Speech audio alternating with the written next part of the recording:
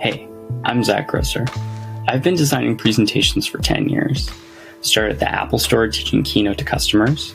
I worked at Square, Figma, and now I run Zacht Studios, a design agency specifically focused on presentation design, company storytelling, and VC pitch decks. Today, Pitch is releasing creator profiles. Now, creator profiles are awesome because they allow people like me and my team, slide designers, expert storytellers to create templates that anyone can use. You can find them in the Pitch template gallery or when you go to create a new presentation. You'll see that there have been a bunch added from new creators, plus you can sort through the different types depending on the presentation you're trying to make. Our team put together this VC pitch deck template. We help companies fundraise all the time. A couple of the things they come to us for are design help and storytelling help. And so what we want to do is create a great starting place for you to be able to figure out your story as well as have a head start on design. To use the template, hit Create Presentation. You'll be brought directly into the pitch editor. You'll see that you can add all 23 slides from the template, or you can go one at a time. I want to show you how to customize this for you and your company. So there's a couple things I like to do at the beginning of every project. The first thing is to save it. A lot of untitled presentations running around out there. Then you want to update the styles of the presentation to match your brand. Go to the style guide either here or in the design panel. You want to update the colors and the fonts to match your brand. And I would also give this a new title to match your company. This template has light slides and color slides, so you want to make sure you update both style guides as well. Don't forget to hit save or the changes will be reverted. The first step in designing a pitch deck is not starting with design. The story is the most important part. I'm going to run you through the story of this template, and then you can adjust for your company. The template starts with 2 title slide options to highlight your product. Then there's the mission statement. I like to make these more aspirational than specific to the work that you're doing today. I would think about these in the long term. When I worked at Square, for some of that time, the mission was make commerce easy. It's a big picture goal that is maybe never achieved, but very aspirational for the work that we're doing today. And you can tie the work that was being made to that mission. So think about this a little bit in a bigger picture, a zoomed out view, rather than the solution that you have today. This is a slide that we started to introduce during the pandemic. It allows your investors to get a summary of your story and your pitch before hearing your talk track. This is really helpful if you're going to do a send ahead. You're going to send them this before you get on a Zoom to walk them through the whole story.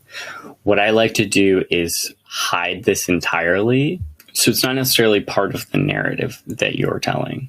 Common advice is to start with the problem statement. We also think you should provide context as why now is the right time for you to solve this problem. From there, you can talk about your different products or services. Following this are some layout options for different products.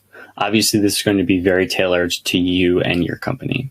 From talking about your products, one strategy is to then go into the market opportunity. There's the problem. Here's the solution. Here's how many people could potentially buy the solution.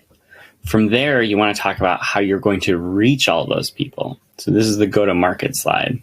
So you're starting to build out your customer section. You have total addressable market, how you're going to get customers. Now you can talk about your existing customers if you have them. It's really nice to add quotes from your customers. You could talk about how great you are all day, but it's great to have endorsements from your customers or partners to show that they also think you're great. From talking about all of your potential and current customers, you then want to talk about how you're going to monetize from them. So highlighting the business model is a great next step here. You want to think when you're building your narrative of how these sections connect to each other so it flows in a narrative format. From the business model, it makes sense to move into financials. And then you can go into your revenue projections. This can be really helpful if you're an early stage company and you have some revenue coming in, but maybe you're not profitable yet. To then follow your projected revenue, it is really helpful to talk about your projected product line. So what I like to do here is go a couple quarters back, or even a couple months if you're a younger company, to talk about the things that you have released.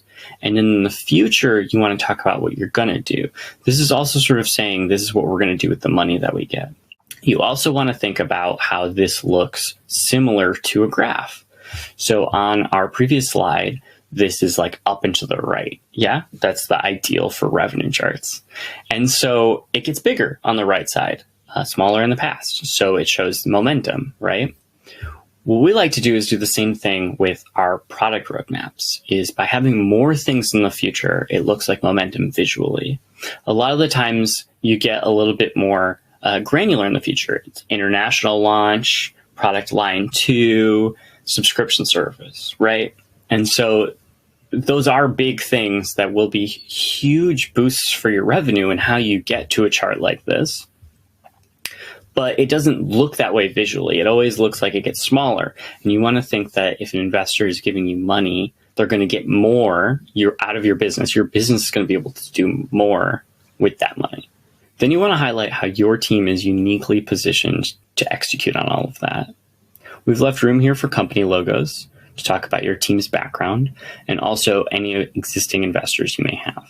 And to close out your deck, you want to highlight what you're raising, what you're going to use it for. And we've started playing around with introducing this section around the ideal investor.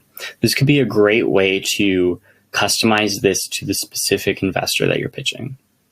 Best luck with your VC pitch, and thanks for using our pitch template. If you need help with your fundraise, we work with companies across industries to tell their story and raise funding. You can find us at zacht.studio, and our email is listed below.